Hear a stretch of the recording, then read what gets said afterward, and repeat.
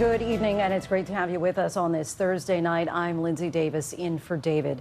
We begin with the new legal jeopardy for the Trump Organization and its chief financial officer accused of compensating top executives off the books to avoid paying taxes in what prosecutors call a sweeping and audacious illegal payment scheme over 15 years.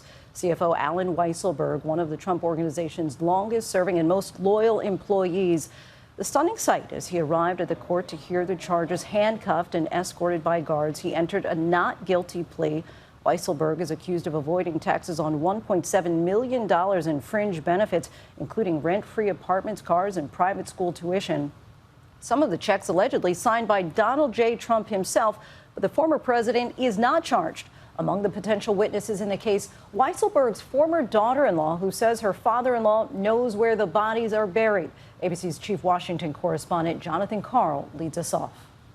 Alan Weisselberg, a man who has spent nearly a half-century as a top executive in the company where Donald Trump made his fortune and fame, was brought into court today in handcuffs. He and the former president's business empire were charged in what prosecutors today called a sweeping and audacious scheme to avoid paying taxes. Weisselberg is the Trump Organization's chief financial officer. Replacing George this week is my chief financial officer, Alan Weisselberg.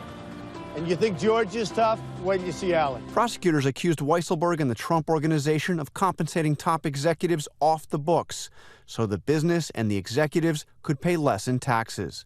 Weisselberg himself is accused of avoiding taxes on $1.7 million in fringe benefits over the past 15 years, including a rent-free apartment in Manhattan, 2 Mercedes-Benz automobiles for him and his wife, and private school tuition for their 2 children. The tuition, the indictment says, was paid by personal checks drawn on the account of and signed by Donald J. Trump. Weisselberg pleaded not guilty. As for Donald Trump, he says the entire 2-year investigation is politically motivated. It's a disgusting thing. It's very unfair. One potentially key witness is Weisselberg's former daughter-in-law, who is cooperating with investigators. He knows where the bodies are buried, and he's the one that does the deals. He's the one that knows where every penny goes.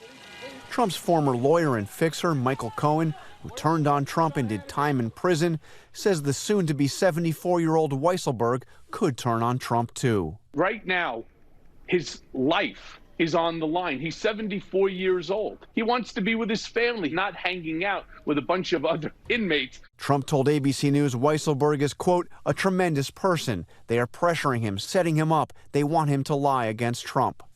Jonathan Karl joins us now from Washington. And John, the former president himself not charged today, but prosecutors clearly not finished with this case. In fact, Lindsay, the prosecutor said today that the investigation continues, and this is a sprawling investigation. They have had Donald Trump's tax returns and other financial records since February, and there will clearly be an effort to get Weisselberg, who faces up to 15 years in prison if he is found guilty, to flip. Donald Trump told ABC News today that he does not think that is going to happen. Lindsay? Known as a very loyal employee, Jonathan, thank you. Hi, everyone. George Stephanopoulos here. Thanks for checking out the ABC News YouTube channel. If you'd like to get more videos, show highlights, and watch live event coverage, click on the right over here to subscribe to our channel. And don't forget to download the ABC News app for breaking news alerts. Thanks for watching.